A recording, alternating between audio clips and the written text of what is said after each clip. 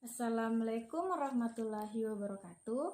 Pagi anak-anakku sekalian, apa kabarnya hari ini? Tentu baik, bukan? Sekarang Ibu akan bertanya siapa yang tidak hadir hari ini.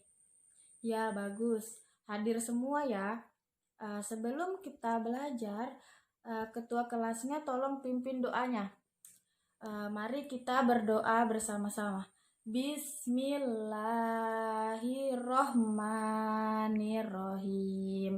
Robbi zikni ilman warzukni fahman. Amin. Anak-anak, sekarang kita akan belajar tentang pantun.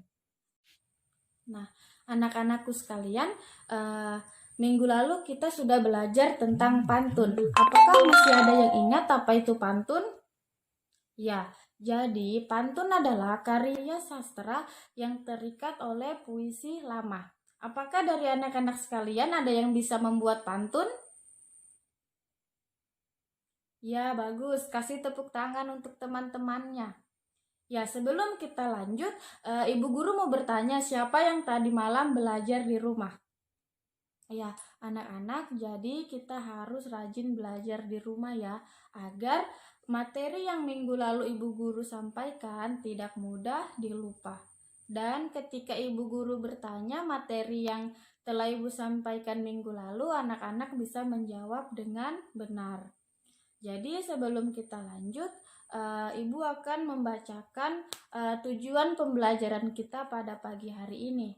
Yang pertama, siswa mampu mengetahui apa itu unsur-unsur intrinsik. Dan yang kedua, siswa mampu mengetahui macam-macam unsur-unsur intrinsik.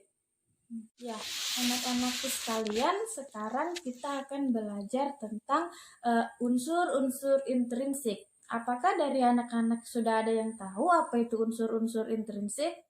Ya, jadi unsur intrinsik adalah cerpen atau cerita pendek. Merupakan di antara jenis karya sastra yang menggambarkan cerita atau kisah alur hidup manusia dalam bentuk tulisan yang ringkas dan jelas. Jadi, anak-anak sudah ada yang tahu apa itu unsur-unsur intrinsik? Ya, Ibu Guru ulangi lagi ya. Unsur-unsur intrinsik adalah cerpen atau cerita pendek, di mana di antara jenis karya sastra yang menggambarkan cerita atau kisah alur hidup manusia dalam bentuk tulisan yang ringkas dan jelas. Ya, jadi cerpen yang biasa juga dinamakan dengan prosa atau karangan fiksi memiliki isi pengisahan yang hanya berfokus pada sebatas satu permasalahan atau konflik. Secara singkatnya, jalan cerita pendek hanya berpusat pada suatu konflik saja. Nah, anak-anakku sekalian, tadi itu pengertian dari unsur-unsur intrinsik. Sekarang kita masuk ke dalam macam-macam unsur-unsur intrinsik, di mana unsur-unsur intrinsik itu yang pertama ada tema. Tema adalah unsur intrinsik cerpen. Yang pertama adalah tema. Dalam sebuah cerpen, tema merupakan ruh atau nyawa dari setiap karya cerpen. Dengan kata lain, tema merupakan ide atau gagasan dasar yang melatar belakangi keseluruhan cerita yang ada dalam cerpen. Jadi, anak-anakku sekalian, yang pertama itu ada tema ya. Tema itu kata lainnya seperti judul. Misalnya setiap pada hari Minggu anak-anak nonton kartun. Pasti setiap kartun ada judulnya ya. Ya, lanjut yang kedua adalah tokoh atau penokohan. Di mana unsur intrinsik cerpen yang kedua adalah tokoh. Tokoh atau penokohan adalah salah satu bagian yang wajib ada dalam sebuah cerpen. Jadi penokohan itu seperti sifat seorang tokoh, seperti sifatnya itu tokoh jahat, baik, atau penyabar, atau apa segala macam. Sudah dimengerti? Ya, sekarang kita lanjut ya. Yang ketiga adalah alur atau plot.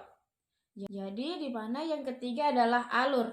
Alur adalah urutan jalan cerita dalam cerpen yang disampaikan oleh penulis dalam menyampaikan cerita.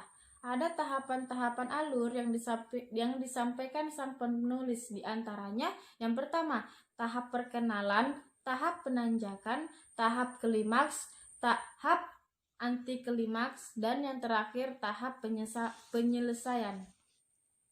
Ya, jadi alur itu terbagi 3 ya anak-anak. Yang pertama alur maju, yang kedua alur mundur, dan yang ketiga alur campuran. Ya, jadi unsur-unsur yang intrinsik yang keempat adalah setting atau latar, di mana setting atau latar mengacu pada waktu, suasana, dan tempat terjadinya cerita tersebut. Latar akan memberikan persepsi konkret pada sebuah cerita pendek. Ada 3 jenis latar dalam sebuah cerpen, yakni latar tempat, waktu, dan suasana. Lalu yang kelima, sudut pandang, di mana sudut pandang merupakan strategi yang digunakan oleh pengarang cerpen untuk menyampaikan ceritanya, baik itu sebagai orang pertama, orang kedua, ketiga, bahkan acap kali para penulis menggunakan sudut pandang orang yang berada di luar cerita. Yang keenam, gaya bahasa, di mana gaya bahasa merupakan ciri khas sang penulis dalam menyampaikan tulisannya kepada publik, baik itu penggunaan majas, diksi, pemilihan kalimat yang tepat di dalam cerpennya. Dan yang ketujuh atau yang terakhir adalah amanat. Apakah anak-anak sekalian ada yang tahu apa itu amanat? Ya, amanat itu kata lainnya seperti pesan. Jadi amanat adalah pesan moral atau pelajaran yang dapat kita petik dari cerita pendek tersebut. Di dalam sebuah cerpen, moral biasanya tidak ditulis secara langsung, melainkan tersirat dan akan tergantung sesuai pemahaman pembacaan akan cerita pendek tersebut. Ya, anak-anakku sekalian, mungkin itu tadi yang dapat Ibu sampaikan. Jadi Ibu harapkan anak-anak rajin belajar di rumah. Jadi Ibu akan membacakan kesimpulan materi kita pada pagi hari ini. Yang pertama, macam-macam unsur-unsur intrinsik adalah: yang pertama ada tema, yang kedua ada tokoh, yang keempat ada alur, yang kelima ada setting, yang keenam ada gaya bahasa, dan yang terakhir atau yang ketujuh itu ada amanat atau pesan. Jadi ketika anak-anak membaca buku, membaca majalah atau menonton kartun, anak-anak bisa mengetahui apa itu jalan cerita, di mana jalan cerita itu seperti alur.